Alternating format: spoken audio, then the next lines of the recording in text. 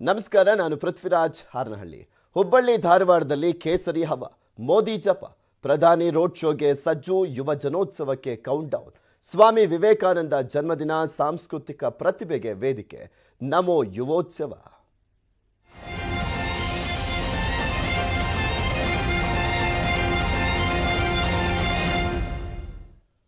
ಇಂದು ವಾಣಿಜ್ಯ ನಗರಿ ಹುಬ್ಬಳ್ಳಿಯಲ್ಲಿ ಪ್ರಧಾನಮಂತ್ರಿ ನರೇಂದ್ರ ಮೋದಿ ಅವರು ಬರ್ತಾ ಇರುವಂತಹ ಹಿನ್ನೆಲೆಯಲ್ಲಿ ಎಲ್ಲಾ ರೀತಿಯಲ್ಲೂ ಕೂಡ ಸಿದ್ಧತೆಯನ್ನ ಮಾಡಿಕೊಳ್ಳಲಾಗಿದೆ. ಹುಬ್ಬಳ್ಳಿಯಲ್ಲಿ ಮೆಗಾ ರೋಡ್ ಶೋವನ್ನ ಕೂಡ ನಡೆಸಲಿದ್ದಾರೆ ಪ್ರಧಾನಮಂತ್ರಿ. ಮಧ್ಯಾಹ್ನ 3:40ಕ್ಕೆ ಆರಂಭಗೊಳ್ಳಲಿರುವಂಥದ್ದು ಮೆಗಾ ರೋಡ್ ಶೋ. ವಿಮಾನ ನಿಲ್ದಾಣದಿಂದ ರೈಲ್ವೆ ಮೈದಾನದವರೆಗೂ ಕೂಡ, ಅಂದ್ರೆ ಯುವ ಜನೋತ್ಸವ ನಡೀತಾ ಇದೆಯಲ್ಲ ಕಾರ್ಯಕ್ರಮ, ಅಲ್ಲಿಯವರೆಗೂ ಕೂಡ ರೋಡ್ ಶೋವನ್ನ ಮಾಡಲಿದ್ದಾರೆ ಪ್ರಧಾನಿ. ಸುಮಾರು 8 ಕಿಲೋಮೀಟರ್ ರೋಡ್ ಶೋವನ್ನ ಮಾಡಲಿದ್ದಾರೆ. ನಂತರ ಯುವ ಜನೋತ್ಸವ ಕಾರ್ಯಕ್ರಮದಲ್ಲಿ ಭಾಗಿಯಾಗ್ತಾರೆ. ರೋಡ್ ಶೋ ವೇಳೆ ರಸ್ತೆಯ ಇಕ್ಕೆಲಗಳಲ್ಲೂ ಕೂಡ ಜನ ನಿಲ್ಲೋಕೆ ವ್ಯವಸ್ಥೆಯನ್ನ ಮಾಡಲಾಗಿದೆ. ಪ್ರಹ್ಲಾದ್ ಜೋಶಿ ಅವರು ಹೇಳ್ತಾ ಇದ್ರು, ಒಂದು 8 ಕಡೆ ನಾವು ಜಾಗವನ್ನ ಮಾಡಿಟ್ಟಿದ್ದೀವಿ, ಅಲ್ಲಿ ಪ್ರಧಾನಮಂತ್ರಿಗಳು ಮಾತನಾಡಿಸುವಂತ ಸಾಧ್ಯತೆ ಇದೆ ಅಂತ. ಪ್ರಧಾನಮಂತ್ರಿಗಳು ಬರ್ತಾ ಇರುವಂತ ಹಿನ್ನೆಲೆಯಲ್ಲಿ ಇಲ್ಲಿ ಹುಬ್ಬಳ್ಳಿಯಲ್ಲಿ ಮಧುವಣಗಿತ್ತಿಯಂತೆ ಸಿಂಗಾರಗೊಳಿಸಲಾಗಿದೆ. 12ನೇ ಅಂದ್ರೆ ಇಲ್ಲಿ 26ನೇ ಯುವ ಜನೋತ್ಸವ ಕಾರ್ಯಕ್ರಮ ನಡೀತಾ ಇರುವಂಥದ್ದು. ಅದರಲ್ಲಿ 12 ವರ್ಷಗಳ ಬಳಿಕ ಕರ್ನಾಟಕದಲ್ಲಿ ಯುವ ಜನೋತ್ಸವ ಕಾರ್ಯಕ್ರಮ ನಡೀತಾ ಇದೆ. ಅದು ಹುಬ್ಬಳ್ಳಿಯಲ್ಲಿ ನಡೀತಾ ಇದೆ. ಕಳೆದ ಬಾರಿ ಕರ್ನಾಟಕದಲ್ಲಿ ನಡೆದಿದ್ದು ಅಂದ್ರೆ ಮಂಗಳೂರಲ್ಲಿ.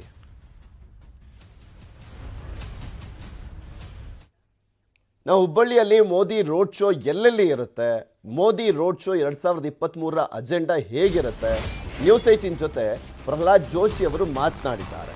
ಯಾವ ರೀತಿಯಾಗಿ ಸಿದ್ಧತೆ ಮಾಡಿಕೊಂಡಿದ್ದೀವಿ, ಭದ್ರತೆಯನ್ನು ಮಾಡಿಕೊಳ್ಳಲಾಗಿದೆ, ಇನ್ನು ಪ್ರಧಾನಮಂತ್ರಿಗಳ ರೋಡ್ ಶೋ ಸಂದರ್ಭದಲ್ಲಿ ಏನೇನೆಲ್ಲ ವ್ಯವಸ್ಥೆಯನ್ನು ಮಾಡಲಾಗಿದೆ. ಸಾಕಷ್ಟು ಜನ ಬರ್ತಾರೆ ಪ್ರಧಾನಮಂತ್ರಿಗಳನ್ನು ನೋಡಲಿಕ್ಕೆ, ಆದರೆ ಯುವ ಜನೋತ್ಸವಕ್ಕೆ ಅವರಿಗೆ ಸಾರ್ವಜನಿಕರಿಗೆ ಪ್ರವೇಶ ಇಲ್ಲದಿರುವಂಥ ಹಿನ್ನೆಲೆಯಲ್ಲಿ ನಾವು ರಸ್ತೆ ಇಕ್ಕೆಲಗಳಲ್ಲಿ ವ್ಯವಸ್ಥೆಯನ್ನು ಮಾಡ್ಕೊಂಡಿದ್ದೀವಿ ಅಂತ ಹೇಳ್ತಾ ಇದ್ರು. ಅದ್ರ ಬಗ್ಗೆ ಅವರೇ ಇನ್ ಡೀಟೇಲ್ ಆಗಿ ಮಾತನಾಡಿದ್ದಾರೆ, ನೋಡೋಣ. ಬರ್ತಾರೆ, ಬಂದ ನಂತರ ರಿಸೀವ್ ಮಾಡಿ ಲಕ್ಷಾಂತರ ಜನ ರಸ್ತೆಯಲ್ಲಿ ಬಂದು ಪ್ರಧಾನಮಂತ್ರಿಗಳನ್ನ ನೋಡೋಕೆ ಬರ್ತಾ ಇದ್ದಾರೆ. ಯಾಕಂದ್ರೆ ಇಲ್ಲಿ ನಾವು ಯುವಕರಿಗಷ್ಟೇ ಅಂತ ಅವಕಾಶ ಅಂತ ಹೇಳಿದ್ರಿಂದ ಆ ಒಂದು ಏನೋ ಒಂದು ವ್ಯವಸ್ಥೆಯಲ್ಲಿ ತರಬೇಕು, ಚೌಕಟ್ಟಿನಲ್ಲಿ ತರಬೇಕು ಅನ್ನುವಂಥ ಕಾರಣಕ್ಕಾಗಿ 8 ಕಡೆ ವಿಮಾನ ನಿಲ್ದಾಣದಿಂದ ಇಲ್ಲಿವರೆಗೆ 8 ಕಡೆ ಸನ್ಮಾನ್ಯ ಪ್ರಧಾನಮಂತ್ರಿಗಳನ್ನ ನೋಡ್ಲಿಕ್ಕೆ ಬರೋರಿಗೆ ಅಲ್ಲಿ ನಿಲ್ಲಿಸ್ಲಿಕ್ಕೆ ವ್ಯವಸ್ಥೆಯನ್ನ SP ಜಿಯವರು ಪೊಲೀಸರು ಮಾಡಿದ್ದಾರೆ. ಇನ್ನು ಮೋದಿ ರೋಡ್ ಶೋ ಹಿನ್ನೆಲೆಯಲ್ಲಿ ಎಂದೂ ಇಲ್ಲದ ಬಿಗಿ ಭದ್ರತೆಯನ್ನ ಮಾಡಲಾಗಿದೆ. ಅಂದ್ರೆ ಪ್ರಧಾನಮಂತ್ರಿಗಳು ಎಲ್ಲೇ ಹೋದಂಥ ಸಂದರ್ಭದಲ್ಲೂ ಕೂಡ ಸಾಕಷ್ಟು ಟೈಟ್ ಸೆಕ್ಯೂರಿಟಿಯನ್ನ ಮಾಡಲಾಗಿರುತ್ತೆ ಇವರ ಭದ್ರತೆಗೋಸ್ಕರ. ನಾವು ಹುಬ್ಬಳ್ಳಿಗೆ ಬರ್ತಾ ಇರುವಂಥ ಸಂದರ್ಭದಲ್ಲೂ ಕೂಡ ಅಷ್ಟೇ ಸಾಕಷ್ಟು ಭದ್ರತೆಯನ್ನು ಹಮ್ಮಿಕೊಳ್ಳಲಾಗಿದೆ. ಬೆಂಗಳೂರಿನಿಂದ ಟ್ರಾಫಿಕ್ ಪೊಲೀಸ್ ಪಡೆಗಳನ್ನು ಕರೆಸಲಾಗಿರುವಂಥದ್ದು ಹುಬ್ಬಳ್ಳಿಗೆ. ಹಿರಿಯ ಅಧಿಕಾರಿಗಳು ಸೇರಿ ಒಟ್ಟು 2900 ಪೊಲೀಸರನ್ನ ನಿಯೋಜನೆ ಮಾಡಲಾಗಿದೆ ಭದ್ರತೆಗೆ ಅಂತ. ಪ್ರಧಾನಮಂತ್ರಿಗಳು ಬರ್ತಾ ಇರುವಂಥ ಹಿನ್ನೆಲೆಯಲ್ಲಿ ಮೋದಿ ರೋಡ್ ಶೋ ಭದ್ರತೆ ಬಗ್ಗೆ ಕಾನೂನು ಮತ್ತು ಸುವ್ಯವಸ್ಥೆ ADGP ಆಗಿರುವಂಥ ಅಲೋಕ್ ಕುಮಾರ್ ಅವರು ನ್ಯೂಸ್ 18ಗೆ ಮಾಹಿತಿಯನ್ನು ಕೊಟ್ಟರು. ಒಟ್ಟಾರೆ 2900 ಸಿಬ್ಬಂದಿಗಳು ನೇಮಕ ಅವ್ರಿಗೆ ನಾವು ನೇಮಕ ಮಾಡಿದ್ದೀವಿ. ಅದರ ಜೊತೆಗೆ 7 ಜನ SP ದರ್ಜೆ ಅಧಿಕಾರಿಗಳು ಇದ್ದಾರೆ, 25 ಜನ DSP ದರ್ಜೆ ಅಧಿಕಾರಿಗಳಿದ್ದಾರೆ ಮತ್ತು 60 ಜನ ಇನ್ಸ್ಪೆಕ್ಟರ್ ದರ್ಜೆ ಅಧಿಕಾರಿಗಳಿದ್ದಾರೆ. ಅದು ಹೊರತುಪಡಿಸಿ 18 ಪ್ಲಾಟೂನ್ KSRPದು ಇದೆ, ಮತ್ತು CR ಮತ್ತು DR ಪ್ಲಾಟೂನ್ಗಳಿವೆ, ಗೌಡ ಫೋರ್ಸ್ ಕೂಡ ಇದೆ. ಸೊ ಎಲ್ಲ ವ್ಯವಸ್ಥೆ ಇದು ಮಾಡಲಾಗಿದೆ. ಯಾವ ರೀತಿ ಇದು ಇತರ ಘಟನೆ ಆಗಬಾರ್ದು. ಮತ್ತು ಟ್ರಾಫಿಕ್ ಆಫೀಸರ್ಸ್ ಕೂಡ ಬ್ಯಾಂಗ್ಳೂರು ಸಿಟಿ ಪೊಲೀಸಿಂದ ಕೂಡ ಬಂದಿದ್ದಾರೆ, ಅವರು ಟ್ರಾಫಿಕ್ ಆಫೀಸರ್ಸ್ ಬಂದಿದ್ದಾರೆ ಮತ್ತು ಟ್ರಾಫಿಕ್ ಸಿಬ್ಬಂದಿ ಬಂದಿದ್ದಾರೆ. ಮಾನ್ಯ ಪ್ರಧಾನಿದು ಮಾರ್ಗದಲ್ಲಿ ಸ್ಕೈ ಸೆಂಟ್ರಿನಿದೆ, ಸುಮಾರು 50 ಕಡೆ 100ಕ್ಕಿಂತ ಹೆಚ್ಚು ಸಿಬ್ಬಂದಿಗಳು ಸ್ಕೈ ಸೆಂಟ್ರಿ ಅದು ನೇಮಕ ಮಾಡಲಾಗಿದೆ. ಸೊ ಈ ಪ್ರಕಾರ ನಾವು ಯಾವುದು ಅಹಿತಕರ ಘಟನೆ ಆಗಬಾರ್ದು.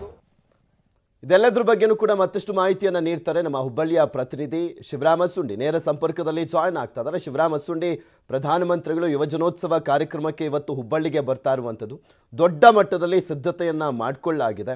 ಇನ್ನು ಸಾರ್ವಜನಿಕರು ಮತ್ತೆ ಅಲ್ಲಿ ಸೇರುವಂಥ BJP ಕಾರ್ಯಕರ್ತರಿಗೆ ಪ್ರಧಾನಿಗಳನ್ನ ನೋಡುವಂಥ ಹಿನ್ನೆಲೆಯಲ್ಲಿ ಯಾವ ರೀತಿಯಾಗಿ ವ್ಯವಸ್ಥೆಯನ್ನ ಮಾಡಲಾಗಿದೆ ಅಂತ. ಬಿಕಾಸ್ ಯುವ ಜನೋತ್ಸವಕ್ಕೆ ಎಲ್ರಿಗೂ ಕೂಡ ಅವಕಾಶ ಇಲ್ಲ ಹೋಗ್ಲಿಕ್ಕೆ.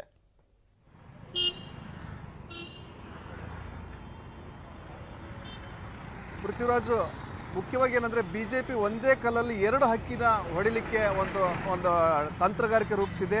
ಯುವಜನೋತ್ಸವದ ಮೂಲಕ ಯುವಕರನ್ನ ಆಕರ್ಷಣೆ ಮಾಡೋದು ಒಂದು ಕಡೆ ಆದರೆ, ಹೊರಗಡೆ ರೋಡ್ ಶೋ ಮಾಡೋ ಮೂಲಕ BJP ಕಾರ್ಯಕರ್ತರು ಇರ್ಬೋದು ಮತ್ತು ಏನು ಹುಬ್ಬಳ್ಳಿಯ ಜನತೆಯನ್ನು ಆಕರ್ಷಣೆ ಮಾಡೋದು ಮತ್ತೊಂದು ಪ್ಲಾನ್ ಇದೆ. ಹಾಗಾಗಿ ಏನು ಏರ್ಪೋರ್ಟ್ನಿಂದ ರೈಲ್ವೆ ಮೈದಾನದವರೆಗೂ ಸಹ ರೋಡ್ ಶೋ ಮಾಡಲಾಗ್ತಾ ಇದೆ. ಇಲ್ಲಿ ನೋಡ್ತಾ ಇರ್ಬೋದು, ಈಗ ನಾವು ಕೋರ್ಟ್ ಸರ್ಕಲ್, ಹುಬ್ಬಳ್ಳಿಯ ಕೋರ್ಟ್ ಸರ್ಕಲ್ ಇದ್ದೇವೆ. ನೋಡ್ತಾ ಇರ್ಬೋದು, ರಸ್ತೆ ಎರಡೂ ಇಕ್ಕೆಲಗಳಲ್ಲಿ ಅಂದರೆ ಎರಡೂ ಬದಿಯಲ್ಲಿ ಜನರಿಗೆ ನಿಲ್ಲಲಿಕ್ಕೆ ಈ ರೀತಿಯ ಏನು ಬ್ಯಾರಿಕೇಡ್ ಹಾಕಲಾಗಿದೆ. ಬ್ಯಾರಿಕೇಡ್ ಹಾಕಿ ಆ ಬ್ಯಾರಿಕೇಡ್ ಒಳಗನೆ ಜನರನ್ನ ನಿಲ್ಲಕ್ಕೆ ವ್ಯವಸ್ಥೆ ಮಾಡಲಾಗಿದೆ. ಒಟ್ಟು 8 ಕಿಲೋಮೀಟರ್ ಅಂತರದಲ್ಲಿ ರೋಡ್ ಶೋ ಮಾಡ್ತಾ ಇದ್ದಾರೆ ಪ್ರಧಾನಿ ಮೋದಿ ಅವರು. 8 ಕಡೆ ನಿಲುಗಡೆಗೆ ಒಂದು ವ್ಯವಸ್ಥೆ ಮಾಡಲಾಗಿದೆ. 3 ಕಡೆ ಅಂದರೆ ಆ ಏರ್ಪೋರ್ಟ್ ಹೊರಗಡೆ ಮತ್ತು ಏನು BJP ಕಚೇರಿ ಬಳಿ ಮತ್ತು ಇದು ಈಗೇನು ನಾವು ನಿಂತಿದ್ದೀವಿ ಕೋರ್ಟ್ ವೃತ್ತ, 3 ಕಡೆ ಇಳಿದು ಮೋದಿ ಅವರು ಇಳಿದು ಜನರನ್ನು ಮಾತಾಡಿಸ್ತಾರೆ ಅನ್ನೋ ಒಂದು ಮಾತಿದೆ. ಒಟ್ಟಾರೆ 8 ಕಿಲೋಮೀಟರ್ ಅಂತರದವರೆಗೂ ಸಹ ಒಂದು 20 ನಿಮಿಷದ ರೋಡ್ ಶೋ ಆಯೋಜನೆ ಮಾಡಲಾಗಿದೆ. ರೋಡ್ ಶೋ ಉದ್ದಕ್ಕೂ ಏನು ಗೋಕುಲ್ ರೋಡ್ ಇರ್ಬೋದು ಮತ್ತು ದೇಶಪಾಂಡೆ ನಗರ ಮತ್ತು ರೈಲ್ವೆ ಮೈದಾನದವರೆಗೂ ಈ ರೀತಿ ಎರಡೂ ಕಡೆ ಬ್ಯಾರಿಕೇಡ್ ಹಾಕಿ ಈಗಾಗಲೇ ಸಿದ್ಧತೆ ಮಾಡಿಕೊಳ್ಳಲಾಗಿದೆ. ಮತ್ತು ಎಲ್ಲ ಕಡೆ ರೋಡ್ ಶೋ ಎಲ್ಲೆಲ್ಲಿ ನಡೀತಾ ಇದೆ ಎಲ್ಲ ಕಡೆ ಸಹ ಪೊಲೀಸ್ ನಿಗಾ ವಹಿಸಲಾಗಿದೆ. ಮುಖ್ಯವಾಗಿ ಏನಂದರೆ ಯುವಜನೋತ್ಸವ ಅಂದರೆ ರೈಲ್ವೆ ಮೈದಾನದಲ್ಲಿ ಯುವಜನೋತ್ಸವ ಮಾಡುವ ಮೂಲಕ ಯುವಕರನ್ನ ಆಕರ್ಷಣೆ ಮಾಡೋದು ಒಂದು ತಂತ್ರಗಾರಿಕೆ. ಆದರೆ ಮತ್ತೊಂದು ಕಡೆ ಏನು ರೋಡ್ ಶೋ ಮಾಡೋ ಮೂಲಕ ಚುನಾವಣಾ ರಣಕಹಳೆ ಮೊಳಗಿಸೋದು ಮೋದಿ ಅವರ ಮತ್ತೊಂದು ತಂತ್ರಗಾರಿಕೆ ಆಗಿದೆ. ಹೀಗಾಗಿ ಏನು ಮೋದಿ ವಿಸಿಟ್ ಮಾಡ್ತಾ ಇದ್ದಾರೆ, ಆ ಮೋದಿ ವಿಸಿಟ್ನ ಎನ್ಕ್ಯಾಶ್ ಮಾಡಿಕೊಳ್ಳೋಕ್ಕೆ BJP ಎಲ್ಲ ರೀತಿಯ ಒಂದು ತಂತ್ರಗಾರಿಕೆ ರೂಪಿಸಿದೆ. ಅದರ ಪ್ರಕಾರನೇ ಕಾರ್ಯಕ್ರಮ ರೂಪಿಸಿದೆ. Prithviraj. Okay, thank you Shivarama Sundi ನಿಮ್ಮೆಲ್ಲ ಮಾಹಿತಿಗಾಗಿ. ಹಿರಿಯರ ಕಡೆಗಣನೆಯೋ ಪ್ರೋಟೋಕಾಲ್ ಪಾಲನೆಯೋ ಗೊತ್ತಿಲ್ಲ. ಯುವ ಜನೋತ್ಸವ ಕಾರ್ಯಕ್ರಮಕ್ಕೆ BSYಗಿಲ್ಲ ಆಹ್ವಾನ. ಅದರ ಜೊತೆಗೆ ಅಲ್ಲಿ ಎಲ್ಲ ಕಡೆನೂ ಕೂಡ BJPಯವರು ಬ್ಯಾನರ್ಗಳನ್ನು ಬಂಟಿಂಗ್ಸ್ಗಳನ್ನು ಹಾಕಿದ್ದಾರಲ್ಲ, ಅಲ್ಲೆಲ್ಲೂ ಕೂಡ ಯಡಿಯೂರಪ್ಪನವರ ಫೋಟೋವನ್ನು ಕೂಡ ಹಾಕಿಲ್ಲ. ಯಾಕೆಂದರೆ ಆಲ್ಮೋಸ್ಟ್ ಎಲ್ಲ ಕಡೆ ಯಾವುದೇ ನಾಯಕರು ಬರುವಂಥ ಸಂದರ್ಭದಲ್ಲಿ ಬಿಲ್ಡಪ್ ತಗೊಳ್ಳುವಂಥ ಕೆಲಸ ಆಗುತ್ತೆ ಬ್ಯಾನರ್ ಬಂಟಿಂಗ್ಸ್ಗಳಲ್ಲಿ. ಆದರೆ ಅದರಲ್ಲಿ BJPಯನ್ನು ರಾಜ್ಯದಲ್ಲಿ ಕಟ್ಟಿ ಬೆಳೆಸಿದಂಥ ಯಡಿಯೂರಪ್ಪನವರ ಫೋಟೋ ಇಲ್ಲದಿರುವಂಥದ್ದು ಕೂಡ ಸಾಕಷ್ಟು ಚರ್ಚೆಗೆ ಎಡೆ ಮಾಡಿಕೊಟ್ಟಿದೆ. ಸರ್ಕಾರಿ ಕಾರ್ಯಕ್ರಮಕ್ಕೆ ಮಾಜಿ CM ಅವರನ್ನು ಆಹ್ವಾನಿಸಬೇಕಾಗಿತ್ತಾ ಇಲ್ವಾ ಅನ್ನುವಂಥದ್ದು ಒಂದು ಪ್ರಶ್ನೆ. ಆದರೆ ಅವರು ಶಾಸಕರಾಗಿರುವಂಥ ಹಿನ್ನೆಲೆಯಲ್ಲಿ ಬೇಕಿದ್ರೆ ಆಹ್ವಾನವನ್ನು ಕೊಡಬಹುದಾದಂಥ ಚಾನ್ಸಸ್ ಕೂಡ ಇತ್ತು, ಆದರೆ ಕರೆದಿಲ್ಲ. ರಾಜ್ಯದಲ್ಲಿ BJP ಕಟ್ಟಿದವರಲ್ಲಿ ಪ್ರಮುಖರು BS ಯಡಿಯೂರಪ್ಪನವರು. ಇವತ್ತು ಪಕ್ಷ ಇಷ್ಟರ ಮಟ್ಟಿಗೆ ಇದೆ ಅಂದರೆ ಅದಕ್ಕೆ ಪ್ರಮುಖ ಕಾರಣಕರ್ತರಲ್ಲಿ ಒಬ್ಬರು BS ಯಡಿಯೂರಪ್ಪನವರು. ಪಕ್ಷದ ಹಿರಿಯ ನಾಯಕ ಅಂತ ಸರ್ಕಾರಿ ಕಾರ್ಯಕ್ರಮಕ್ಕೆ ಕರೆಯಬೇಕಾ ಅಥವಾ ಪ್ರೋಟೋಕಾಲ್ನ ಪಾಲನೆ ಮಾಡಬೇಕಾ ಅಥವಾ ಸೈಡ್ಲೈನ್ ಮಾಡಿದ್ರಾ ಅನ್ನುವಂಥ ಪ್ರಶ್ನೆಯನ್ನು BJP ಕಾರ್ಯಕರ್ತರೇ ಕೇಳ್ತಾ ಇದ್ದಾರೆ. BSYಗೆ ಆಹ್ವಾನಿಸದೇ ಇರೋಕೆ ಹಲವು ರೀತಿಯ ಚರ್ಚೆಗಳು ಆರಂಭವಾಗಿದೆ. ಯಡಿಯೂರಪ್ಪ ಅವರನ್ನು ನಿರ್ಲಕ್ಷಿಸಲಾಗ್ತಾ ಇದೆ ಅನ್ನುವಂಥ ಗುಸುಗುಸು, ಪ್ರೋಟೋಕಾಲ್ ನೆಪದಲ್ಲಿ ಯಡಿಯೂರಪ್ಪ ಅವರನ್ನು ಕಡೆಗಣನೆ ಮಾಡಲಾಗ್ತಾ ಇದೆ ಅನ್ನುವಂಥದ್ದು. ಆ್ಯಕ್ಚುಲಿ ಅಲ್ಲಿ ಅಡ್ವಾಣಿ ಅವರನ್ನೇ ಕಡೆಗಣನೆ ಮಾಡಲಾಗ್ತಾ ಇದೆ. ಇಲ್ಲಿ ಪ್ರಮುಖವಾಗಿ ನೋಡ್ತಾ ಇದ್ವಿ BJPಗೆ ಅದೊಂದು ಆರೋಪ ಇದೆ, ಬಳಸ್ಕೊಂಡು ಬಿಸಾಕ್ತಾರೆ ಅಂತ. ಅಟ್ಟ ಹತ್ತಿದ ಮೇಲೆ ಏನೇ ಒದ್ರು ಅಂತಾರಲ್ಲ, ಆ ರೀತಿಯಾಗಿ ಸಾಕಷ್ಟು ಆರೋಪಗಳು BJP ಮೇಲೆ ಅವಾಗಿಂದಲೂ ಕೂಡ ಕೇಳಿ ಬರ್ತಾನೆ ಇತ್ತು. ಈಗ ಯಡಿಯೂರಪ್ಪನವರ ಕಡೆಗಣನೆ ವಿಚಾರಕ್ಕೆ ಸಂಬಂಧಪಟ್ಟಂತೆ ಅದು ಸಾಕಷ್ಟು ಚರ್ಚೆಯಲ್ಲಿದೆ.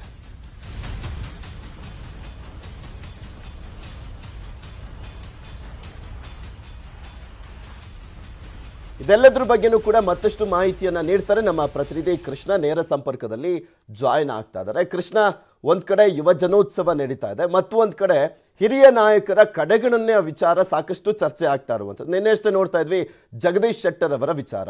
ಇನ್ನು ರಾಜ್ಯದಲ್ಲಿ BJP ಕಟ್ಟಿ ಬೆಳೆಸಿದಂಥ ಯಡಿಯೂರಪ್ಪನವರಿಗೆ ಆಹ್ವಾನ ಹೋಗಿಲ್ಲ ಅನ್ನುವಂಥ ವಿಚಾರ ಇದೆ. ಅಂದರೆ ಪ್ರೋಟೋಕಾಲ್ ಪ್ರಕಾರ ಅವರಿಗೆ ಆಹ್ವಾನ ಕೊಡೋಂಗಿಲ್ಲ ಅಂತನ, ಯಾವ ಕಾರಣಕ್ಕೋಸ್ಕರ ಯಡಿಯೂರಪ್ಪನವರಿಗೆ ಅಲ್ಲಿಗೆ ಅವಕಾಶವನ್ನ ಕೊಡಲಾಗಿಲ್ಲ, ಅಂದರೆ ಆಹ್ವಾನವನ್ನ ಕೊಟ್ಟಿಲ್ಲ ಅಂತ?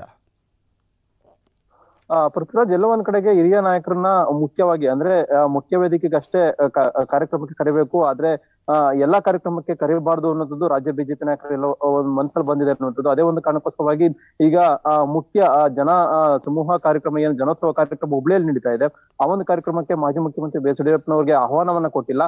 ಮುಖ್ಯವಾಗಿ ನೀವು ಗಮನಿಸಿರ್ಬೋದು, ಯಡಿಯೂರಪ್ಪನವ್ರನ್ನ ಎಲ್ಲೋ ಒಂದ್ ಕಡೆಗೆ ಚುನಾವಣೆಗೆ ಮಾತ್ರ ಎಲ್ಲೋ ಒಂದ್ ಕಡೆ ಬಳಸ್ಕೊತಾ ಇದ್ರೆ, ಮತ್ತೆ ಮುಖ್ಯವಾದಂತ ಕಾರ್ಯಕ್ರಮ ಅಂದ್ರಿಗಾಗ್ಲಿ ಹಳೆ ಮೈಸೂರು ಭಾಗ ಆಗಿರ್ಬೋದು, ಮತ್ತೆ ಅವ್ರ ಮೇಜರ್ ಕಮ್ಯುನಿಟಿ ಎಲ್ಲಿದೆ ಅಲ್ಲಿಗೆ ಮಾತ್ರ ಬಳಸ್ಕೋದ್ರ ಮೂಲಕವಾಗಿ ಎಲ್ಲೋ ಒಂದ್ ಕಡೆ ಅವ್ರನ್ನ ಚುನಾವಣೆಗೆ ಮಾತ್ರ ಒಂದಷ್ಟು ಕಾರ್ಯಕ್ರಮಗಳಿಗೆ ಸೀಮಿತವಾಗಿ ಮಾಡಿದ್ದಾರೆ ಅನ್ನುವಂಥದ್ದು. ಆದ್ರೆ ಇವತ್ತು ಯುವ ಜನೋತ್ಸವ ಕಾರ್ಯಕ್ರಮಕ್ಕೆ ಮುಖ್ಯವಾಗಿ ಯಡಿಯೂರಪ್ಪನವ್ರನ್ನ ಮುಖ್ಯ ಅತಿಥಿಯಾಗಿ ಕರಿಬೇಕಾಗಿತ್ತು. ಯಾಕಂದ್ರೆ ಯಡಿಯೂರಪ್ಪನವರು ರಾಜ್ಯದ BJP ನಾಯಕರಲ್ಲಿ ಅತ್ಯಂತ ಹಿರಿಯ ನಾಯಕರು, ರಾಜ್ಯ ಮಟ್ಟದಲ್ಲಿ ದೊಡ್ಡ ಮಟ್ಟದಲ್ಲಿ ತನ್ನ ಮೇಲುಗೈ ಸಾಧಿಸಿರುವಂತವರು.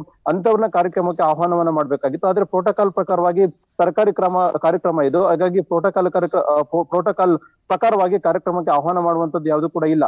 ಆದ್ರೆ ಈಗ ಮುಖ್ಯ ಅತಿಥಿಯಾಗಿ ಪಕ್ಷದ ಹಿರಿಯ ನಾಯಕರಾಗಿ ಅವ್ರನ್ನ ಆಹ್ವಾನವನ್ನ ಮಾಡ್ಬೇಕಾಗಿತ್ತು. ಆದ್ರೆ ಈಗ ಯುವ ಜನೋತ್ಸವ ಕಾರ್ಯಕ್ರಮಕ್ಕೆ ಯಡಿಯೂರಪ್ಪನವರನ್ನ ಈಗಾಗಲೇ ಆಹ್ವಾನವನ್ನ ಮಾಡ್ಲಿಲ್ಲ. ಈಗಾಗಲೇ ಯಡಿಯೂರಪ್ಪನವರು ಕೂಡ ಇವತ್ತಿನ ಕಾರ್ಯಕ್ರಮಕ್ಕೆ ಹೋಗದೆ ಇರೋದಕ್ಕೆ ನೀವು ತೀರ್ಮಾನವನ್ನು ಮಾಡಿದ್ದಾರೆ. ಯಾಕಂದ್ರೆ Actually, ಹಿರಿಯ ನಾಯಕರು ಅಂತ ನೋಡೋದಾದ್ರೆ ಈಗ ಮಾಜಿ ಮುಖ್ಯಮಂತ್ರಿಗಳಾಗಿರುವಂತ ಡಿ.ವಿ. ಸದಾನಂದಗೌಡರು, ಅವರು ಮಾಜಿ ಕೇಂದ್ರ ಸಚಿವರು ಕೂಡ, ಅವ್ರಿಗೂ ಕೂಡ ಆಹ್ವಾನ ಇಲ್ಲ. ಇನ್ನು ಸಿ.ಟಿ. ರವಿ ಅವರು, ಅದರ ಜೊತೆಗೆ ನಳಿನ್ ಕುಮಾರ್ ಕಟೀಲ್ ಅವರು ಸಂಸದರು ಅನ್ನುವಂಥ ಲೆಕ್ಕಾಚಾರದಲ್ಲಿ ಅವ್ರನ್ನೂ ಹಾಗಾದ್ರೆ ಕಡೆಗಣನೆ ಮಾಡ್ಲಾಯ್ತಾ ಅನ್ನುವಂಥ ಪ್ರಶ್ನೆ ಉದ್ಭವಿಸುತ್ತೆ ಈ ವಿಚಾರದಲ್ಲಿ ನಾವು ನೋಡೋದಾದ್ರೆ. ಖಂಡಿತವಾಗ್ಲೂ ಪೃಥ್ವಿರಾಜ್, ಯಾಕಂದ್ರೆ ಯಡಿಯೂರಪ್ಪನವರ ವಿಚಾರನೆ ಬೇರೆ, ಸಿ.ಟಿ. ರವಿ, ನಳಿನ್ ಕುಮಾರ್ ಕಟೀಲ್ ಅವರ ವಿಚಾರನೆ ಬೇರೆ. ಯಾಕಂದ್ರೆ ಯಡಿಯೂರಪ್ಪನವರು ಮುಖ್ಯವಾಗಿ ಕರ್ನಾಟಕದಲ್ಲಿ ಪ್ರಮುಖವಾದಂತಹ ನಾಯಕರು. ಯಾಕಂದ್ರೆ ಪೃಥ್ವಿರಾಜ್, ನೀವು ಹಿಂದೆ ಗಮನಿಸಿರ್ಬೋದು, ಮಂಗಳೂರಲ್ಲಿ ಕಾರ್ಯಕ್ರಮ ಆದಂತ ಸಂದರ್ಭದಲ್ಲಿ ಪ್ರಧಾನಿ ನರೇಂದ್ರ ಮೋದಿ ಅವರು ಆ ಕಾರ್ಯಕ್ರಮಕ್ಕೆ ಬಂದರು ಮತ್ತೆ ಬೇರೆ ಬೇರೆ ಕಾರ್ಯಕ್ರಮಗಳು ಉದ್ಘಾಟನೆ ಮಾಡಿದಂತ ಸಂದರ್ಭದಲ್ಲಿ ಯಡಿಯೂರಪ್ಪನವರ ಮುಖ್ಯ ಅತಿಥಿಯಾಗಿ ಕಾರ್ಯಕ್ರಮಕ್ಕೆ ಆಹ್ವಾನವನ್ನ ಮಾಡಿದ್ರು. ಮತ್ತೆ ಯಡಿಯೂರಪ್ಪನವರು ಕೂಡ ಆ ಒಂದು ಕಾರ್ಯಕ್ರಮಕ್ಕೆ ಬಂದಿದ್ರು. ಆದ್ರೆ ಭಾಷಣವನ್ನ ಎಲ್ಲೂ ಕೂಡ ಪ್ರಚಾರವನ್ನ ಮಾಡಲಿಲ್ಲ. ಅಂದ್ರೆ ಭಾಷಣಕ್ಕೆ ಅವಕಾಶವನ್ನ ಇದ್ರ ಜೊತೆಗೆ ಅಲ್ಲಿರುವಂತ ಬ್ಯಾನರ್ ಬಂಟಿಂಗ್ಸ್ ಗಳಲ್ಲೂ ಕೂಡ ಜಗದೀಶ್ ಶೆಟ್ಟರ್ ಅವರ ಫೋಟೋ ಆಗ್ಲಿ, ಯಡಿಯೂರಪ್ಪನವರ ಫೋಟೋ ಕಾಣಿಸ್ತಾ ಇಲ್ಲ. ಇಲ್ಲಿ ಬಿಜೆಪಿ ಮೇಲೆ ಅವಾಗ್ಲಿಂದಲೂ ಕೂಡ ಒಂದು ಆರೋಪ ಇದೆ, ಅಟ್ಟವನ್ನ ಹತ್ತಿದ ಮೇಲೆ ಏಣಿ ಒದ್ರು ಅನ್ನುವ ರೀತಿಯಲ್ಲಿ ಬಿಜೆಪಿ ನಾಯಕರು ಬಳಸಿ ಬಿಸಾಕ್ತಾರೆ ನಾಯಕರನ್ನ ಅಂತ. ಆ ಆರೋಪಗಳು ಸಹಜವಾಗಿ ಕಾಲ ಕಳೆದಂತೆ ನಿಜ ಆಗ್ತಾನೆ ಹೋಗ್ತದೆ. ಅದು ಯಡಿಯೂರಪ್ಪನವ್ರ ವಿಚಾರದಲ್ಲೂ ಅನ್ನುವಂಥ ಮಾತುಗಳು ಬಿಜೆಪಿ ಕಾರ್ಯಕರ್ತರಲ್ಲೇ ಇದೆ. ಖಂಡಿತವಾಗ್ಲೂ ಪೃಥ್ವಿರಾಜ್, ನಿಮ್ಮ ಮಾತು ಸತ್ಯ. ಯಾಕಂದ್ರೆ ಯಡಿಯೂರಪ್ಪನವ್ರನ್ನ ಮುಖ್ಯವಾಗಿ ಬೇಕಾದಂತ ಕಾರ್ಯಕ್ರಮಕ್ಕೆ ಮಾತ್ರ ಬಳಸ್ಕೊಳ್ಳುವಂಥದ್ದು, ಮತ್ತೆ ಬೇರೆ ಒಂದು ಕಾರ್ಯಕ್ರಮಕ್ಕೆ ಕರೆದಿರುವಂತದ್ದು ರಾಜ್ಯ ಬಿಜೆಪಿ ನಾಯಕರು ಎಲ್ಲೊಂದ್ ಕಡೆ ಹೈಕಮಾಂಡ್ ನಾಯಕರ ಲೆಕ್ಕಾಚಾರ ಆಗಿದೆ. ನೀವು ಹೇಳ್ದಂಗೆ ಮುಖ್ಯವಾಗಿ ಯಡಿಯೂರಪ್ಪನವರು ಬೇರೆ ಬೇರೆ ಕಾರ್ಯಕ್ರಮಕ್ಕೆ ಆಹ್ವಾನ ಮಾಡ್ತಾರೆ, ಆದ್ರೆ ಮುಖ್ಯ ಕಾರ್ಯಕ್ರಮಕ್ಕೆ ಆಹ್ವಾನವನ್ನ ಮಾಡಲಿಲ್ಲ. ಇದು ಎಲ್ಲೋ ಒಂದ್ ಕಡೆಗೆ ರಾಜ್ಯ ಬಿಜೆಪಿ ಕಾರ್ಯಕರ್ತರು ಕೂಡ ಒಂದ್ ರೀತಿ ಬೇಸರಕ್ಕೆ ಕಾರಣವಾಗಿದೆ. ಯಾಕಂದ್ರೆ ಯಡಿಯೂರಪ್ಪನವರು ಅತ್ಯಂತ ಹಿರಿಯ ರಾಜಕಾರಣಿ, ಅವ್ರನ್ನ ಕಾರ್ಯಕ್ರಮಕ್ಕೆ ಆಹ್ವಾನವನ್ನ ಮಾಡ್ಬೇಕಾಗಿತ್ತು. ಆದ್ರೆ ಎಲ್ಲೋ ಒಂದ್ ಕಡೆ ಅವ್ರನ್ನ ಕಡೆಗಣನೆ ಮಾಡಿರುವಂತದ್ದು. ಅದ್ರ ಜೊತೆಗೆ ಹುಬ್ಳಿ ಭಾಗದಲ್ಲ ಪ್ರಭಾವಿವಾದಂತಹ ಲೀಡರು ಮಾಜಿ ಮುಖ್ಯಮಂತ್ರಿ ಜಗದೀಶ್ ಶೆಟ್ಟರ್ ಅವರು ಕೂಡ ಒಂದು ಕಾರ್ಯಕ್ರಮಕ್ಕೆ ಆಹ್ವಾನವನ್ನ ಮಾಡ್ಬೇಕಾಗಿತ್ತು. ಆದ್ರೆ ಎಲ್ಲೊಂದ್ ಕಡೆ ಅವ್ರನ್ನು ಕೂಡ ಆಹ್ವಾನವನ್ನ ಮಾಡಿಲ್ಲ. ಬಹುಶಃ ಎಲ್ಲೊಂದ್ ಕಡೆ ರಾಜ್ಯ ಬಿಜೆಪಿ ನಾಯಕರಲ್ಲಿ ಎಲ್ಲೋ ಹಿರಿಯರನ್ನ ಒಂದ್ ರೀತಿ ಯೂಸ್ ಮಾಡ್ಕೊಂಡು ಅವ್ರನ್ನ ಮೂಲೆಗಂಪು ಮಾಡುವಂತದ್ದು ಪ್ರವೃತ್ತಿ ಮತ್ತೆ ಮುಂದುವರೆದಿದೆ ಅನ್ನೋದು ಕೂಡ ಸಾಕಷ್ಟು ಚರ್ಚೆ ಆಗ್ತಾ ಇದೆ. ಈಗ ಪುಷ್ಟಿ ಕೊಡುವಂತ ಯಡಿಯೂರಪ್ಪನವರು ಕೂಡ ಈ ಒಂದು ಕಾರ್ಯಕ್ರಮ ಆಹ್ವಾನ ಮಾಡಲಿಲ್ಲ, ಮತ್ತೆ ಜಗದೀಶ್ ಶೆಟ್ಟರ್ನು ಕೂಡ ಆಹ್ವಾನವನ್ನ ಮಾಡಲಿಲ್ಲ. ಬರುವಂತ ದಿನಗಳಲ್ಲಿ ಕೂಡ ಇದೇ ರೀತಿ ಒಂದ್ ರೀತಿ ಹಿರಿಯರ ಕಡೆಗಣನೆ ಆಗುವಂತದ್ದು ವಿಚಾರನೆ ಬರುವಂತ ದಿನಗಳಲ್ಲಿ ಚುನಾವಣೆಗೆ ಕೂಡ ಹಿನ್ನಡೆ ಆಗುವಂತ ಸಾಧ್ಯತೆ ಇದೆ. ಆದ್ರೆ ಸದ್ಯಕ್ಕಂತೂ ಯಡಿಯೂರಪ್ಪನವ್ರನ್ನ ಯಾಕೆ ಈ ಒಂದು ಕಾರ್ಯಕ್ರಮಕ್ಕೆ ಆಹ್ವಾನವನ್ನ ಮಾಡಲಿಲ್ಲ ಅಂದ್ರೆ ಮಂಗಳೂರಲ್ಲಿ ಕಾರ್ಯಕ್ರಮ ಆದಂತ ಸಂದರ್ಭದಲ್ಲಿ ಮಂಗಳೂರು ಕಾರ್ಯಕ್ರಮಕ್ಕೆ ಕರೆದುಬಿಟ್ಟು ಈ ಕಾರ್ಯಕ್ರಮಕ್ಕೆ ಪ್ರೋಟೋಕಾಲ್ ವಿಚಾರವನ್ನ ಮೆನ್ಷನ್ ಮಾಡ್ತಾರೆ ಅನ್ನುವಂಥದ್ದು ನಿಜಕ್ಕೂ ಕೂಡ ವಿಪರ್ಯಾಸ ಅಂತ ಕಾಣಿಸುತ್ತೆ. ಥ್ಯಾಂಕ್ ಯು ಕೃಷ್ಣ ನಿಮ್ಮೆಲ್ಲ ಮಾಹಿತಿಗಾಗಿ. ಕಲಬುರಗಿ ಜಿಲ್ಲೆಯಲ್ಲಿ 4ನೇ ದಿನದ ಜೆಡಿಎಸ್ ಪಂಚರತ್ನ ಯಾತ್ರೆ ನಡೀತಾ ಇದೆ. ಸೇಡಂ ತಾಲೂಕಿನ ಮೋತಕಪಲ್ಲಿ ಗ್ರಾಮದಲ್ಲಿ ವಾಸ್ತವ್ಯವನ್ನ ಹೂಡಿದಂತ ಮಾಜಿ ಸಿಎಂ ಎಚ್.ಡಿ. ಕುಮಾರಸ್ವಾಮಿ ಇಂದು ಮೋಚಕಪಲ್ಲಿಯಿಂದ ರೋಡ್ ಶೋವನ್ನ ನಡೆಸಲಿದ್ದಾರೆ. ಅಡಕೆ ಮಳಖೇಡ ಮಾರ್ಗವಾಗಿ ಅಫ್ಜಲ್ಪುರ ಮತಕ್ಷೇತ್ರಕ್ಕೆ ಪಂಚರತ್ನ ಯಾತ್ರೆ ತಲುಪಲಿದೆ. ಅಫ್ಜಲ್ಪುರ ಕ್ಷೇತ್ರದ ಹೊನ್ನಕುರಣಗಿ, ಫರಹತಾಬಾದ್, ಹಾಗರಗುಂಡಗಿ, ಜೋಗೂರ್, ಬಂದರವಾಡ್ ಗ್ರಾಮಗಳಲ್ಲಿ ಪಂಚರತ್ನ ಯಾತ್ರೆ ನಡೆಯಲಿದೆ. ರಾತ್ರಿ ಮಾಶಾಳ ಗ್ರಾಮದಲ್ಲಿ ವಾಸ್ತವ್ಯವನ್ನು ಹೂಡಲಿದ್ದಾರೆ ಎಚ್.ಡಿ.ಕೆ. ಅಲ್ಲಿ ಜನರ ಸಮಸ್ಯೆಗಳನ್ನು ಆಲಿಸಲಿದ್ದಾರೆ.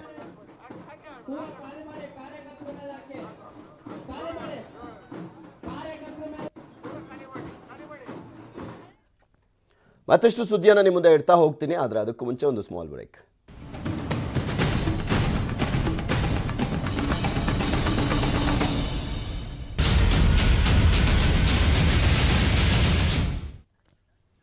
Welcome back. ಮೆಟ್ರೋ ಪಿಲ್ಲರ್ ಬಿದ್ದು ತಾಯಿ ಮಗನ ಸಾವು ಪ್ರಕರಣ ತನಿಖೆಗಾಗಿ ಎಂಜಿನಿಯರ್ ಮೊರೆ ಹೋಗಿದ್ದಾರೆ ಪೊಲೀಸರು.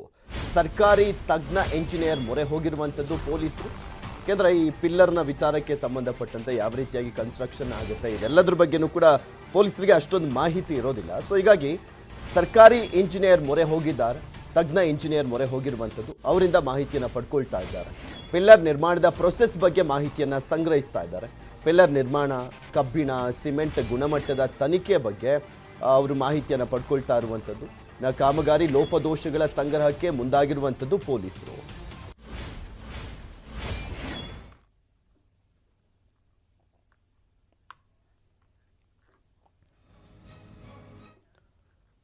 ಮೆಟ್ರೋ ಪಿಲ್ಲರ್ ಬೀಳಲಿಕ್ಕೆ ಅಸಲಿ ಕಾರಣ ಏನು? ಬೈಕ್ ಮೇಲೆ ಬಿದ್ದಂಥ ಪಿಲ್ಲರ್ ಎತ್ತರ 18 ಮೀಟರ್ ಇತ್ತು. ಬೈಕ್ ಮೇಲೆ ಬಿದ್ದಿದ್ದಂಥ ಆ ಒಂದು ಪಿಲ್ಲರ್ನ ಎತ್ತರ 18 ಮೀಟರ್ ಇತ್ತು. ಕಬ್ಬಿಣದ ಪಿಲ್ಲರ್ಗೆ ಇನ್ನೂ ಕೂಡ ಕಾಂಕ್ರೀಟನ್ನು ಹಾಕಿರಲಿಲ್ಲ. ಆ ಕಬ್ಬಿಣದ ಪಿಲ್ಲರನ್ನು ಮಾತ್ರ ಹಾಗೆ ನಿಲ್ಲಿಸಲಾಗಿತ್ತು ಬಿಟ್ಟರೆ ಇನ್ನೂ ಕೂಡ ಕಾಂಕ್ರೀಟನ್ನು ಹಾಕಿರಲಿಲ್ಲ. ಅದಕ್ಕೆ ಒಂದೇ ಬಾರಿ ಕಾಂಕ್ರೀಟನ್ನು ಹಾಕಲಿಕ್ಕೆ ಪ್ಲ್ಯಾನನ್ನು ಮಾಡಿದರು ಅಧಿಕಾರಿಗಳು. ಹಂತವಾಗಿ ಕಾಂಕ್ರೀಟ್ ಹಾಕಿದರೆ ಪಿಲ್ಲರ್ ವೀಕ್ ಆಗುತ್ತಂತೆ. ಸೊ ಹೀಗಾಗಿ ಒಂದೇ ಬಾರಿ ಕಾಂಕ್ರೀಟನ್ನು ಹಾಕಲಿಕ್ಕೆ ವ್ಯವಸ್ಥೆಯನ್ನು ಮಾಡಲಾಗಿತ್ತಂತೆ. ಆ ಒಂದು ಪ್ಲ್ಯಾನನ್ನು ಮಾಡಿಕೊಂಡಿದ್ರಂತೆ ಅಧಿಕಾರಿಗಳು. ಇಂದು ಮೆಟ್ರೋ ಹಾಗೂ NCC ಕಂಪನಿ ಅಧಿಕಾರಿಗಳ ವಿಚಾರಣೆಯನ್ನು ಮಾಡಲಾಗುತ್ತೆ. ನಿನ್ನೆ ನೋಟಿಸನ್ನು ನೀಡಿದ್ರು ಗೋವಿಂದಪುರ ಪೊಲೀಸರು. ಅಧಿಕಾರಿಗಳ ಹೇಳಿಕೆಯನ್ನು ದಾಖಲಿಸಿ ಕ್ರಮಕ್ಕೆ ಸಿದ್ಧತೆಯನ್ನು ಮಾಡಿಕೊಳ್ಳಲಾಗಿದೆ. ಬಟ್ ಏನು ಕ್ರಮ ಕೈಗೊಳ್ತಾರೆ ಎನ್ನುವಂಥದ್ದಷ್ಟೇ ಇಲ್ಲಿ ಇಂಪಾರ್ಟೆಂಟ್ ಆಗುತ್ತೆ. ಏಕೆಂದರೆ ಇದರಲ್ಲಿ ಅವರ ತಪ್ಪಿರುವಂಥದ್ದು ಸ್ಪಷ್ಟವಾಗಿ ಗೊತ್ತಾಯಿತು. ಓಕೆ, ಒಂದೇ ಸಲ ಕಾಂಕ್ರೀಟನ್ನು ಹಾಕಬೇಕಾಗಿತ್ತು, ಹೌದು. ಆದರೆ ಆ ಕಾಂಕ್ರೀಟನ್ನು ಕೂಡ ಅದೇ ಟೈಮ್ನಲ್ಲೇ ಹಾಕುವಂಥ ವ್ಯವಸ್ಥೆಯನ್ನು ಮಾಡ್ಕೊಳ್ಬೇಕಾಗಿತ್ತಲ್ವಾ? ಯಾಕೆ ಒಂದು ಸಲ ನಿಲ್ಲಿಸ್ಬಿಟ್ಟು ಅದಾದಮೇಲೆ ಇನ್ಯಾವಾಗಲೂ ಇನ್ನೊಂದ್ಸಲಿ ಕಾಂಕ್ರೀಟನ್ನು ಹಾಕಬೇಕಾಗಿತ್ತು? ಅದಕ್ಕೊಂದು ಸಪೋರ್ಟ್ ಕೂಡ ಇರಲಿಲ್ಲ ಅನ್ನುವಂಥ ಆಕ್ರೋಶನ ವ್ಯಕ್ತವಾಗಿರೋದು ಸಾರ್ವಜನಿಕ ವಲಯದಿಂದ. ಇದ್ರ ಬಗ್ಗೆ ಇನ್ನಷ್ಟು ಮಾಹಿತಿಯನ್ನು ನೀಡ್ತಾರೆ ನಮ್ಮ ಪ್ರತಿನಿಧಿ ಮುನಿರಾಜು. ನೇರ ಸಂಪರ್ಕದಲ್ಲಿ ಜಾಯ್ನ್ ಆಗ್ತಾ ಇದ್ದಾರೆ. ಮುನಿರಾಜು, ಮೆಟ್ರೋ ದುರಂತದ ಪ್ರಕರಣಕ್ಕೆ ಸಂಬಂಧಪಟ್ಟಂತೆ ಯಾವ ರೀತಿಯಾಗಿ ಈಗ ಪೊಲೀಸರು ತನಿಖೆಯನ್ನು ಮಾಡ್ತಾ ಇದ್ದಾರೆ, ಇವತ್ತು ಕೆಲವರನ್ನ ವಿಚಾರಣೆ ಮಾಡಲಿದ್ದಾರಲ್ಲ, ಏನು ಮಾಹಿತಿಯನ್ನು ಕಲೆಕ್ಟ್ ಮಾಡ್ತಾರೆ, ಏನು ಕ್ರಮ ಅಂದ್ರೆ ಏನು ಅಂತ? ಯಾಕೆಂದರೆ ಅದ್ರ ಬಗ್ಗೆ ಇನ್ನೂ ಕೂಡ ಮಾಹಿತಿ ಬರ್ತಾ ಇಲ್ಲ. ಏನು ಬಂಧಿಸ್ತಾರಾ? ಅದಾದಮೇಲೆ ಏನಾದರೂ ಅವರು ಜೈಲಲ್ಲೇ ಇರಬೇಕಾಗುತ್ತಾ?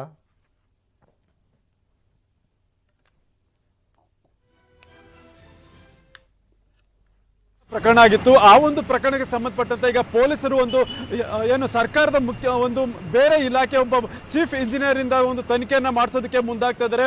ಯಾಕಂದ್ರೆ ಈ ಒಂದು ಕಾಮಗಾರಿ ಮತ್ತೆ ಈ ಒಂದು ಏನು ಪಿಲ್ಲರ್ ಒಂದು ನಿರ್ಮಾಣ ಇದೆ, ಈ ಒಂದು ಪ್ರೋಸೆಸ್ ಬಗ್ಗೆ ಪೊಲೀಸರಿಗೆ ಅಷ್ಟೊಂದು ಮಾಹಿತಿ ಇರೋದಿಲ್ಲ. ಮತ್ತೆ ಪೊಲೀಸರು ಆ ಒಂದು ಏನಿಗಾಗಲೇ ಇಂಜಿನಿಯರ್ಗಳನ್ನ ವಿಚಾರಣೆಗೆ ಕರೀತಾರೆ, ಅವರನ್ನು ಯಾವ ರೀತಿ ಕ್ವಶನ್ ಮಾಡಬೇಕು ಮತ್ತೆ ಅವರಿಂದ ನಾವು ಏನು ಇನ್ಪುಟ್ ಅನ್ನ ತೆಗಿಬೇಕು ಅನ್ನೋದು ಪೊಲೀಸರಿಗೂ ಸಹ ಒಂದು ಸ್ವಲ್ಪ ಗೊಂದಲ ಉಂಟಾಗಿತ್ತು. ಅದರಿಂದ ಮೊದಲಿಗೆ ಒಂದು ತಜ್ಞ ಇಂಜಿನಿಯರ್ ಅವರಿಂದ ಇದ್ರ ಬಗ್ಗೆ ಒಂದು ಪ್ರೋಸೆಸ್ ಅನ್ನು ನಾವು ಯಾವ ರೀತಿ ಮಾಡ್ತಾರೆ, ಮತ್ತೆ ಪಿಲ್ಲರ್ ನಿರ್ಮಾಣ ಹೇಗೆ ನಡೆಯುತ್ತೆ, ಮತ್ತೆ ಅದಕ್ಕೆ ಸಂಬಂಧಪಟ್ಟಂತ ಒಂದು ಪ್ರೋಸೆಸ್ ಏನಿದೆ, ಕಬ್ಬಿಣ ಎಷ್ಟು ಬಳಸಬೇಕು, ಸಿಮೆಂಟ್ ಎಷ್ಟು ಬಳಸಬೇಕು, ಎಷ್ಟು ದಿನ ಅದನ್ನ ಕ್ಯೂರಿಂಗ್ ಆಗೋದಕ್ಕೆ ಬಿಡಬೇಕು, ಈ ಎಲ್ಲ ಅಂಶಗಳ ಬಗ್ಗೆ ಒಬ್ಬ ಬೇರೆ ಇಲಾಖೆ ಒಂದು ಚೀಫ್ ಇಂಜಿನಿಯರ್ ಇಂದ ಒಂದು ವರದಿಯನ್ನು ತಗೊಂಡು ಆ ಒಂದು ವರದಿಯನ್ನ ಪೊಲೀಸರು ಮೊದಲು ನೋಡ್ತಾರೆ. ನೋಡ್ಬಿಟ್ಟು ನಂತರ ಈ ಒಂದು ಏನು ಈಗಾಗಲೇ ಈ ಒಂದು ಆರೋಪದಲ್ಲಿ ಎದುರಾಗಿರುವಂತಹ ಇಂಜಿನಿಯರ್ಸ್ ಇದ್ದಾರೆ ಅವರನ್ನ ಕರೆಸಿ ಆ ಒಂದು ಆಧಾರದ ಮೇಲೆ ಇವರನ್ನ ಕ್ವಶನ್ ಮಾಡೋದಕ್ಕೆ ಈಗ ಪೊಲೀಸ್ ಇಲಾಖೆ ಮುಂದಾಗ್ತಾ ಇದ್ದಾರೆ. ಮತ್ತೆ ಈಗಾಗಲೇ ಕೆಲವು ಅಧಿಕಾರಿಗಳಿಗೆ ನೋಟಿಸ್ ಅನ್ನು ಸಹ ಕೊಟ್ಟಿದ್ದಾರೆ. ನಾಗಾರ್ಜುನ ಕನ್ಸ್ಟ್ರಕ್ಷನ್ ಕಂಪನಿಗೆ ಸೇರಿದಂತ ಅಧಿಕಾರಿಗಳು ಮತ್ತೆ ಮೆಟ್ರೋಗೆ ಸೇರಿದಂತ ಇಂಜಿನಿಯರ್ಸ್ ಏನಿದ್ರೆ ಅವ್ರಿಗೂ ಸಹ ನೋಟಿಸ್ ಅನ್ನು ಕೊಟ್ಟು ಇವತ್ತು ಅವರನ್ನ ವಿಚಾರಣೆಗೆ ಕರೆದಿರೋದು. ಮತ್ತೆ ವಿಚಾರಣೆಗೆ ಕರೆದು ಅವ್ರ ಮೇಲೆ ಯಾರ್ದು ತಪ್ಪಿತಸ್ಥರು ಅಂತ ಕಂಡು ಬರುತ್ತೆ ಅವ್ರ ಮೇಲೆ ಕ್ರಮ ಅಂತ ಹೇಳ್ತಾ ಇದ್ದಾರೆ. ಆದ್ರೆ ಯಾವ ರೀತಿ ಕ್ರಮ ಕೈಗೊಳ್ತಾರೆ ಅನ್ನೋದು ಸಹ ಇನ್ನೂ ನಿಗೂಢವಾಗಿ ಉಳ್ಕೊಂಡಿರುತ್ತದೆ. ಯಾಕಂದ್ರೆ ಘಟನೆ ನಡೆದು ಈಗಾಗಲೇ 2 ದಿನ ಕಂಪ್ಲೀಟ್ ಆಗಿದೆ. ಪೊಲೀಸರು ಇನ್ನು ವಿಚಾರಣೆ ನೆಪದಲ್ಲೇ ಇದ್ದಾರೆ ವಿನಃ ಅವ್ರ ಮೇಲೆ ಯಾವ ರೀತಿ ಆಕ್ಷನ್ ತಗೊಳ್ಬೇಕು ಅಥವಾ ಹೇಗೆ ಕಾನೂನು ಅವ್ರ ಮೇಲೆ ಬಂಧನ ಮಾಡಬೇಕಾ ಬಿಡಬೇಕಾ ಅನ್ನೋದ್ರ ಬಗ್ಗೆ ಇನ್ನೂ ಯಾವುದೇ ಒಂದು ಸ್ಪಷ್ಟ ಪ್ರಕ್ರಿಯೆ ಸಹ ಇನ್ನೂ ಆರಂಭ ಆಗಿಲ್ಲ. ಕೇವಲ ನೋಟಿಸ್ ಅನ್ನು ಕೊಟ್ಟು ಸ್ಟೇಟ್ಮೆಂಟ್ ಮಾಡ್ತೀವಿ ಅಂತ ಹೇಳ್ತಿದ್ದಾರೆ. ಆದ್ರೆ ಏನು ಇನ್ನು 1 ಗಂಟೆ ಹೋದ್ರೆ ಸುಮಾರು 48 ಗಂಟೆ ಆಗುತ್ತೆ ಈ ಒಂದು ಇನ್ಸಿಡೆಂಟ್ ಆಗಿ. ಆದ್ರೆ ಇನ್ನೂ ಅದು ಯಾರ ಮೇಲೂ ಸಹ ಒಂದು ಪರ್ಟಿಕ್ಯುಲರ್ ಆಗಿ ಇಂಥ ವ್ಯಕ್ತಿಯಿಂದ ತಪ್ಪಾಗಿದೆ ಅಥವಾ ಇಂಥ ವ್ಯಕ್ತಿ ಈ ರೀತಿ ಅನಾಹುತವನ್ನು ಮಾಡಿದರೆ ಅವ್ರ ಮೇಲೆ ಆಕ್ಷನ್ ಆಗಿದೆ ಅಂತ ಹೇಳಿ ಇನ್ನೂ ಎಲ್ಲೂ ಸಹ ಪೊಲೀಸರು ತೋರಿಸ್ತಾ ಇಲ್ಲ. ಅದರಿಂದ ಈಗಾಗಲೇ ಇದನ್ನ ಒಂದು ಕೂಲಂಕುಷವಾಗಿ ತನಿಖೆ ಮಾಡೋ ಸಲುವಾಗಿ ಸರ್ಕಾರದ ಬೇರೆ ಇಲಾಖೆ ಇಂಜಿನಿಯರ್ ಅವರಿಂದ ಒಂದು ವರದಿಯನ್ನ ಪಡೆದು ಆನಂತರ ಉಳಿದವರನ್ನ ವಿಚಾರಣೆ ಮಾಡೋದಕ್ಕೆ ಪೊಲೀಸ್ ಇಲಾಖೆ ಮುಂದಾಗಿದೆ. ಓಕೆ, ಥ್ಯಾಂಕ್ ಯು ಮುನಿರಾಜು ನಿಮ್ಮೆಲ್ಲ ಮಾಹಿತಿಗಾಗಿ. ಬೆಂಗಳೂರಿನಲ್ಲಿ ಸಿನಿಮೀಯ ರೀತಿಯಲ್ಲಿ ಕಿಡ್ನಾಪರ್ಸ್ ಅನ್ನ ಬಂಧನ ಮಾಡಿದ್ದಾರೆ ಪೊಲೀಸರು. ತಡರಾತ್ರಿ ಬೆಂಗಳೂರು ಪೊಲೀಸರಿಂದ ಚೇಸ್ ಅನ್ನ ಮಾಡಿ ಅರೆಸ್ಟ್ ಅನ್ನ ಮಾಡಲಾಗಿದೆ. ಚೇಸ್ ಮಾಡಿ ಕಿಡ್ನಾಪ್ ಆರೋಪಿಯನ್ನ ಬಂಧಿಸಿದ್ದಾರೆ ಪೊಲೀಸರು. ತಡರಾತ್ರಿ ನಡೆದಿರುವಂಥ ಒಂದು ಘಟನೆ ಇದು. ಸಿನಿಮೀಯ ರೀತಿಯಲ್ಲಿ ಕಾರ್ಯಾಚರಣೆಯನ್ನ ಮಾಡಿದ್ದಾರೆ ಬೆಂಗಳೂರಿನ ಪೊಲೀಸರು. ಕೋರಮಂಗಲದ 100 ಫೀಟ್ ರೋಡ್ನಲ್ಲಿ ಆರೋಪಿಗಳನ್ನು ಬಂಧಿಸಲಾಗಿದೆ. ಬ್ಯಾರಿಕೇಡ್ಗೆ ಕಾರು ಡಿಕ್ಕಿ ಹೊಡೆದು ಎಸ್ಕೇಪ್ ಆಗಲಿಕ್ಕೆ ಯತ್ನವನ್ನ ಮಾಡಿದ್ರು. ಈ ವೇಳೆ ಕಾರಿನಲ್ಲಿದ್ದಂಥ ಯುವಕ ಕಾಪಾಡಿ ಕಾಪಾಡಿ ಅಂತ ಕೂಗಿದ್ದಾನೆ. ಬ್ಯಾರಿಕೇಡ್ ಗುದ್ದಿದ ಕಾರು ಮತ್ತೆ ವೇಗವಾಗಿ ಓಡಿಸ್ಲಿಕ್ಕೆ ಮುಂದಾಗಿದ್ದಾನೆ ಚಾಲಕ. ಆಗಲೂ ಕೂಡ ಪರಾರಿಯಾಗಲಿಕ್ಕೆ ಯತ್ನವನ್ನ ಮಾಡಿರುವಂಥದ್ದು. ತಕ್ಷಣ ಚೇಸ್ ಮಾಡಿ ಇನ್ಸ್ಪೆಕ್ಟರ್ ಮಂಜುನಾಥ್ರಿಂದ ಅರೆಸ್ಟ್ ಮಾಡಲಾಗಿದೆ. ಕಿಡ್ನಾಪರ್ಸ್ ಸ್ಥಳ ಚೇಂಜ್ ಮಾಡುವಾಗ ಪೊಲೀಸರಿಂದ ಅರೆಸ್ಟ್ ಮಾಡಲಾಗಿದೆ. 3 ದಿನಗಳ ಹಿಂದೆ ಕಿಡ್ನಾಪ್ ಆಗಿದ್ದಂಥ ತೌಹೀದ್ ಎಂಬ ಯುವಕ, ತೌಹೀದ್ನನ್ನು ಕಿಡ್ನಾಪ್ ಮಾಡಿದ್ದಂಥ ಗೋಪಿ ಗ್ಯಾಂಗ್ 3 ದಿನಗಳಿಂದ ಅಜ್ಞಾತ ಸ್ಥಳದಲ್ಲಿರಿಸಿ 60,000 ರೂಪಾಯಿಗೆ ಬೇಡಿಕೆಯನ್ನು ಇಟ್ಟಿದ್ರಂತೆ. ಕೋರಮಂಗಲ ವಾಟರ್ ಟ್ಯಾಂಕ್ ಜಂಕ್ಷನ್ ಬಳಿ ಕಾರನ್ನು ಅಡ್ಡಗಟ್ಟಿದ್ದಾರೆ ಇನ್ಸ್ಪೆಕ್ಟರ್. ಈ ವೇಳೆ ಕಾರಿನಲ್ಲಿ 4 ಇರುವಂಥದ್ದು ಪತ್ತೆಯಾಗಿದೆ. ಪೊಲೀಸರನ್ನ ನೋಡಿ 3 ಪರಾರಿಯಾಗಿದ್ದಾರೆ. ಗೋಪಿ ಎಂಬ ಯುವಕ ಅರೆಸ್ಟ್ ಆಗಿದ್ದಾನೆ. ಇನ್ನು ಕಿಡ್ನಾಪ್ ಆದಂಥ ತೌಹೀದ್ ಮೇಲೂ ಕೂಡ ಹಲವು ಕೇಸ್ಗಳಿದ್ದಾವಂತೆ. ಈ ಬಗ್ಗೆ ಪೊಲೀಸರು ತನಿಖೆಯನ್ನ ಮಾಡ್ತಾ ಇದ್ದಾರೆ.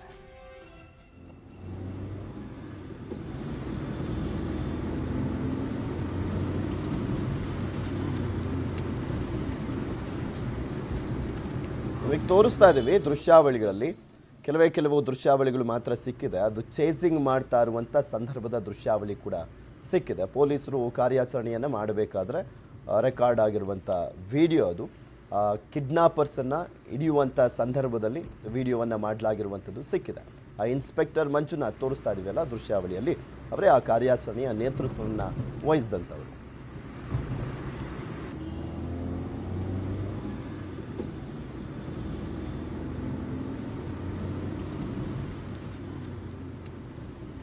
ನೀವು ಸಿನಿಮಾಗಳಲ್ಲಿ ಗಮನಿಸ್ತಾ ಇರ್ತೀರಾ ಯಾವ ರೀತಿಯಾಗಿ ಕಳ್ಳ ಪೊಲೀಸ್ ಆಟ ನಡೀತಾ ಇರುತ್ತೆ, ಚೇಸಿಂಗ್ ಮಾಡ್ತಾ ಇರ್ತಾರೆ, ಕಿಡ್ನಾಪರ್ಸ್ಗಳನ್ನು ಹಿಡಿತಾರೆ ಅಂತ.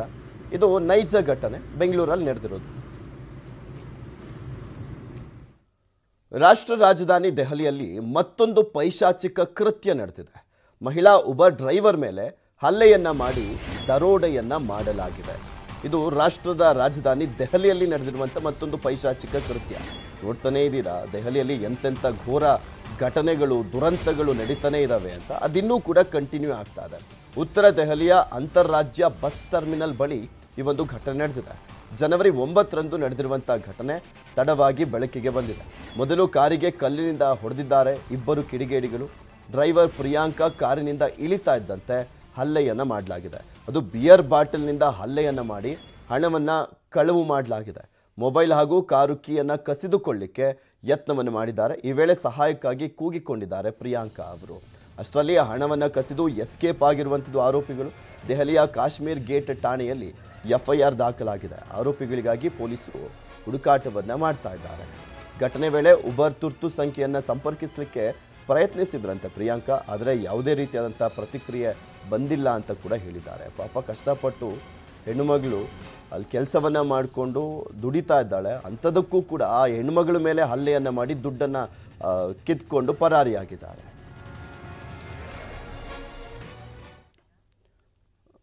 ಬೆಂಗಳೂರು ಪೊಲೀಸರಿಂದ ಮತ್ತೊಂದು ವಿನೂತನ ಪ್ರಯತ್ನವನ್ನು ಮಾಡಲಾಗ್ತಾ ಇದೆ. ಲಾ ಅಂಡ್ ಆರ್ಡರ್ ಪೊಲೀಸರಿಗೆ ಬಾಡಿ ಓನ್ ಕ್ಯಾಮ್ರಾವನ್ನು ಅಳವಡಿಸಲಾಗ್ತಾ ಇದೆ. ರಾತ್ರಿ ತಪಾಸಣೆಯ ಸಮಯದಲ್ಲಿ ಬಾಡಿ ಓನ್ ಕ್ಯಾಮ್ರಾವನ್ನು ಹಾಕಲಾಗ್ತಾ ಇರುವಂಥದ್ದು. ಲಾ ಅಂಡ್ ಆರ್ಡರ್ ಪೊಲೀಸರಿಗೆ ಈ ಬಾಡಿ ಓನ್ ಕ್ಯಾಮ್ರಾವನ್ನು ಹಾಕಲಾಗ್ತಾ ಇದೆ. ಸಾರ್ವಜನಿಕರ ಜೊತೆ ಗಲಾಟೆ, ಕಿರಿಕ್ ಬಗ್ಗೆನೂ ಕೂಡ ಆರೋಪ ಸಾಕಷ್ಟು ಬರ್ತಾ ಇದ್ದಾವೆ. ದುಡ್ಡನ್ನು ಕಿತ್ಕೊಳ್ತಾರೆ, ಲಂಚ ಕೇಳ್ತಾರೆ ಅನ್ನುವ ಕಾರಣಕ್ಕೋಸ್ಕರ ಈಗ ಬಾಡಿ ಓನ್ ಕ್ಯಾಮ್ರಾವನ್ನು ಹಾಕಲಾಗ್ತಾ ಇದೆ. ತಪಾಸಣೆ ವೇಳೆ ದೃಶ್ಯ ರೆಕಾರ್ಡ್ ಮಾಡಲಿಕ್ಕೆ ಈ ಕ್ಯಾಮ್ರಾವನ್ನು ವಿತರಣೆ ಮಾಡಲಾಗಿದೆ. ನಗರದ ಆಗ್ನೇಯ ವಿಭಾಗದಲ್ಲಿ ಈಗ ಮೊದಲ ಹಂತವಾಗಿ ಪ್ರಾಯೋಗಿಕವಾಗಿ ಬಳಕೆಯನ್ನು ಮಾಡಲಾಗ್ತಾ ಇದೆ. ಮೊದಲ ಹಂತದಲ್ಲಿ 50 ಸಿಬ್ಬಂದಿಗೆ ಬಾಡಿ ಓನ್ ಕ್ಯಾಮ್ರಾವನ್ನು ಹಾಕಲಾಗ್ತಾ ಇದೆ. ಬಾಡಿ ಓನ್ ಕ್ಯಾಮ್ರಾ ಮೊರೆ ಹೋಗಿರುವಂಥದ್ದು DCP CK ಬಾಬಾ ಅವರು. ವಿಡಿಯೋ ರೆಕಾರ್ಡ್ ಮಾನಿಟರಿಂಗ್ ಅನ್ನು ಮಾಡಲಿರುತ್ತಾರೆ DCPನೇ. ಪೊಲೀಸರ ಮೇಲೆ ಸಾಕಷ್ಟು ಆರೋಪಗಳು ಬರ್ತಾ ಇದ್ವು, ನಿಮಗೂ ಕೂಡ ಗೊತ್ತಿದೆ. ದೊಡ್ಡ ಮಟ್ಟದಲ್ಲಿ ಚರ್ಚೆ ಆಗಿತ್ತು. ಪೊಲೀಸ್ ಇಲಾಖೆಗೂ ಕೂಡ ಅದೊಂದು ರೀತಿಯಾದಂಥ ಮುಜುಗರ ತಂದಿದ್ದಂಥ ಪ್ರಕರಣಗಳು ಕೂಡ ವರದಿಯಾಗಿದ್ವು.